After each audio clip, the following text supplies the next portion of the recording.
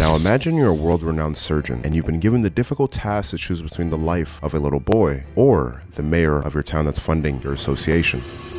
Which will you choose? This all takes place in Germany, where we get our first introduction of Dr. Tenma, the world-renowned brain surgeon. And everything's going right in his life. He's a renowned surgeon, he's dating the director's daughter, and everybody loves him. But then, a woman cries. Tenma, glancing to his right, he sees a woman crying on the bench with her son. But then again, since it's really not his problem, he kind of just overlooks it and just walks off. Shortly after, we get introduced to Tenma's girlfriend, Ava.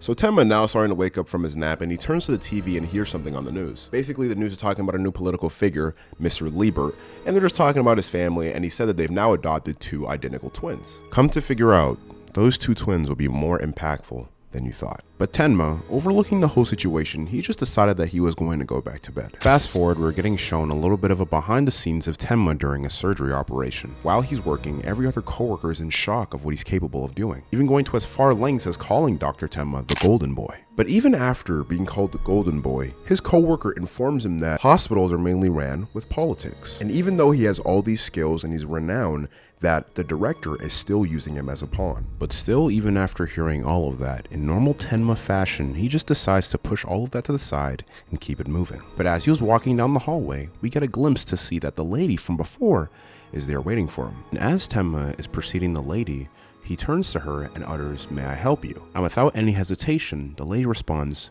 "Bring me back my husband." Tenma, completely confused on what the lady had just told him, replies with, "Huh? How may I help you?" And the lady keeps uttering, "Give me back my husband," getting more angry and more aggressive each time she utters that. At this point, she's causing a great commotion in the hospital. But in that very moment, Tenma gets a flashback and remembers that before he did the surgery, prior, that a Turkish man actually came first, and that he was supposed to tend to the Turkish man, but completely left it to take care of orders that the higher departments gave him, leading ultimately to that lady's husband's death.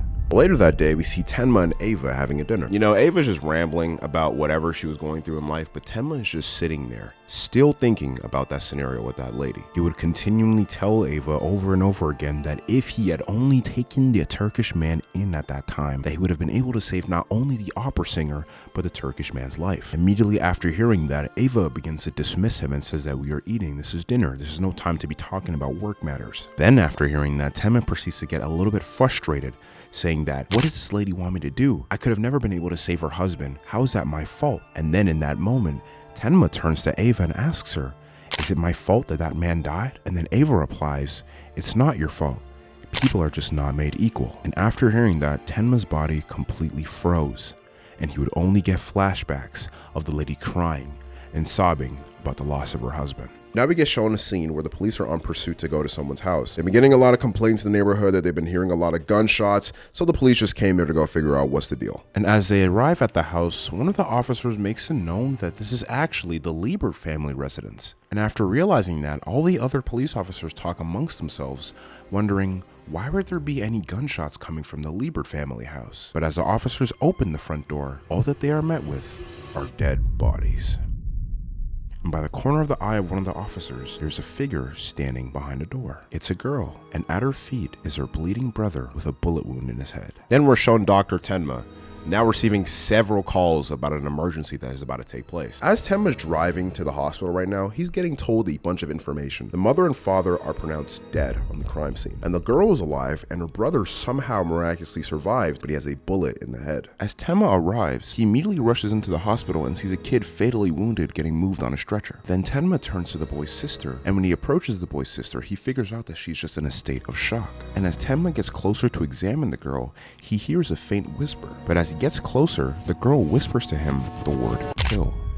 We now get shown Tenma in the x-ray room. He's talking about the whole situation with a bunch of his other coworkers, and they're making it known that the bullet actually did not go too deep into his head. Tenma makes it clear that the bullet actually grazed a certain soft spot in the head, but it's still going to be pretty difficult to take the bullet out. He makes it known that if there's any slight incorrect movement when taking out the bullet, it could lead to a lot of hemorrhages or even ultimately the boy's death. But what we also come to figure out is that Tenma makes it known that it's still doable and the boy can still survive.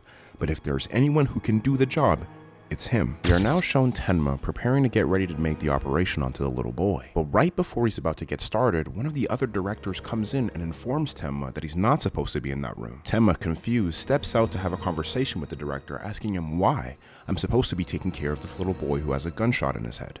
Then without hesitating, the director gives a phone towards Tenma, and on the other side is the chief director of the nursing department. He insists to take care of the mayor because the mayor has now developed a blood clot in the brain. Tenma, hesitant, pleads with the director, saying, I was just about to operate on a little boy with a gunshot in his head. But the director, not wanting to hear any of that, proceeds to tell him that the mayor was going to promise them very big amounts of money if he were to save his life. Tenma tries to rebuttal again, but immediately gets shut down by the director, saying that I do not care, take care of the mayor. So we see Tenma walking towards the mayor's room, leaving the boy behind. But in that very moment, as he was walking towards the mayor's surgery room, he started getting a flood of different memories and flashbacks and thoughts of the lady who was crying from the first scene. And it's as if something in his mind just switched, and he decided to go against the director's decision and go take care of the little boy, vowing that he will not make the same mistake twice and he will save this little boy's life. But as the surgery is going on,